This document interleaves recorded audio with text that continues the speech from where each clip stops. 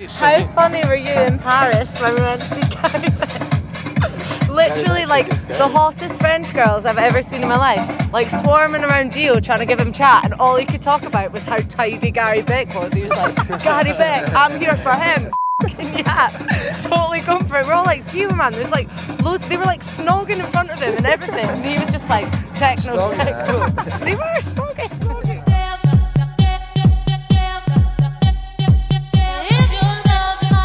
It's always had a great scene, Scotland. It's always been really open to the music. I guess the biggest change I've seen is the amount of people that have got into it. So one thing we were maybe lacking in compared with other places, the number of electronic producers. In the last 10 years, I think that's risen exponentially. It might have taken a long time for the world to cotton on, but once they did, it was an onslaught of names. People starting their own labels and following a similar ethos. You just do it yourself, you do music that you want to do, and you don't really worry about the commercial aspect of it. Take our party attitude, our knowledge of music, and what we've created over the last decade and start to tell people that this is how we do it. Input on that again. Yeah, but sorry, as long as I don't touch it, it should be alright. Is there a way to control the hissiness, or is it just always there?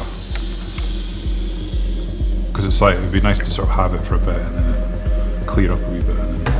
It's cool that we're doing this live set from my youth. He was someone I took a lot of inspiration from, so it's kind of nice that it's all come twofold and me and Arthur get to work with Neil.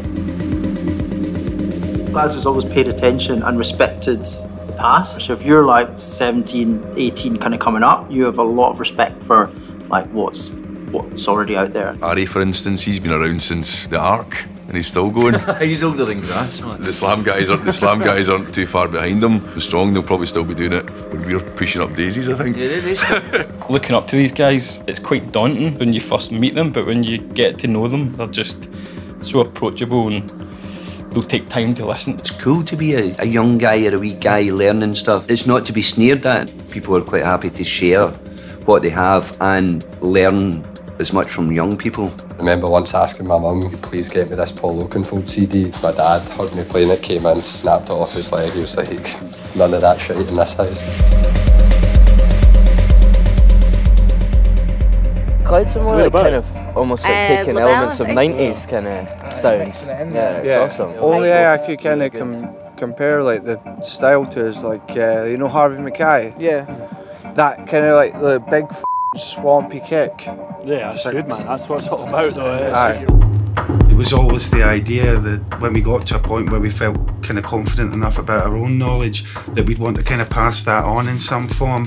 Things can only really be innovative if they have something to like, as like a reference point to rub off. How can you know something's new if you don't have an old, if you don't have like a mainstay? All that advice and information and exchange of ideas it's cumulative, so it just, you know, it just rolls on and on and on. It just keeps everything fresh, it keeps us excited, because essentially we're just kind of like train spotters, aren't we? We thrive off new, interesting music. 25 years ago, those guys from Glasgow brought it over. Built something a long time ago that stood the test of time, and they've never really deviated away from that, and subsequent generations have noticed that and got involved. I did the deliveries and stuff in the Arches when there was no people there. Sometimes Dave Clark or the boys would walk through and I'd see them and I'd go and stick a CD on and blast it, just hoping that maybe they would come back and go, that's the best thing I've ever heard, you know?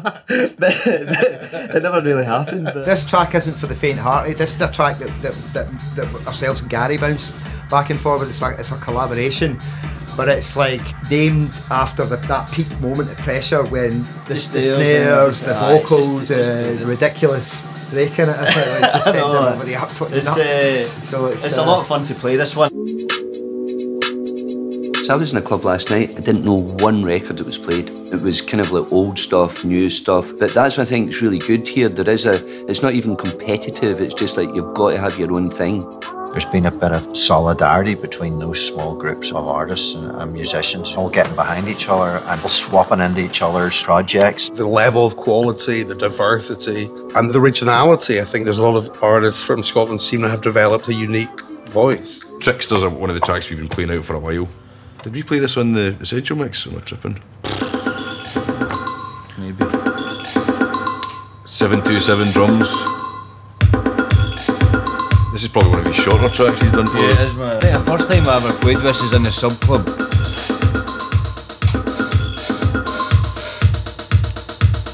Smasher. One thing that I always really loved was that there was so much kind of crossover between like people that played gigs and people that went to nightclubs, and there wasn't really a defined prejudice in terms of people's musical taste. People have ridiculously open minds up here, which is great.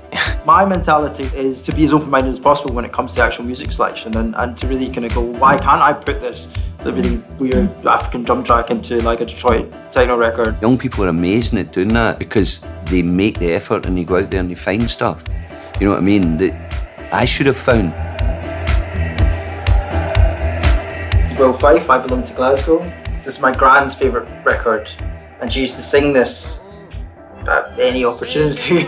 This record dates back to the 1930s, and although it's obviously not a dance music record, it kind of has a very Glaswegian attitude towards it. Will Fife randomly just goes off in this drunken ramble, which is all recorded on the record, and he, like hiccups and all, a rant against the establishment, against the rich, and he's coming at it from a working class perspective, and I think that really sums up the city, this kind of attitude of let's do it ourselves, let's have a drink, let's enjoy it while we do it. That's the feeling you get when you...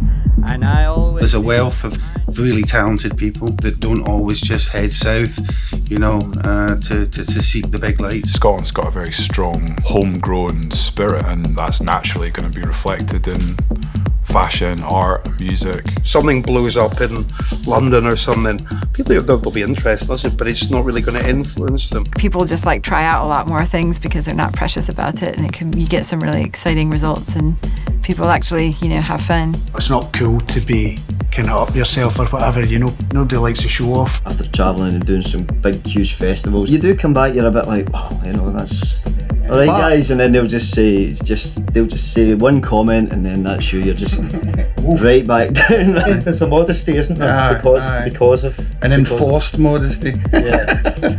There's no kind of snobbery. Everybody treats everyone else on the same level. It's not the kind of city where you could have bottle service tables and like certain classes of people in a nightclub. You can mirror that attitude with the very honest, pure attitude of techno. It doesn't ask you to love it. Do you know what I mean? It's not for everyone. Pretty much everyone that I've seen that's playing tonight has played a stellar gig every time I've gone to see them. I'd love to see Guy Beck. I'd love to see Slam because I've not seen them in years. Wales are actually pretty good. They played that a few nights ago when I was Did you go and see them? You want to support the Scottish ones, which is why Klaus is going to be good. I'm always happy to see them play. Most people from Scotland are ahead. Like, they know that. Like, if you're going and playing about the country, you need to be on your top game. People kind of show they're having a good time, and that definitely has a kind of symbiotic thing with the DJs that are playing. You feel on the level with the people because they're so warm and friendly, and they talk to you as if they've known you for years. Very enthusiastic, open-minded people, just up for having a good time. They bring that to the club environment and everything's going to be good. Warm-hearted feelings. And I just realized quite fast that it's so simple to get in touch with Scottish people. It's not trendy, nobody really cares. Who gives a shit? Let's just have a good party. Let's just have a good time. Every time I played there, it's been a blast. I don't know if it's something in the water, or maybe they love music more, maybe they like to dance more. I don't know, but every time I played, it's been great. Stay true, Scotland, Boiler Room and Valentine's. Thank you guys so much. You guys have been amazing.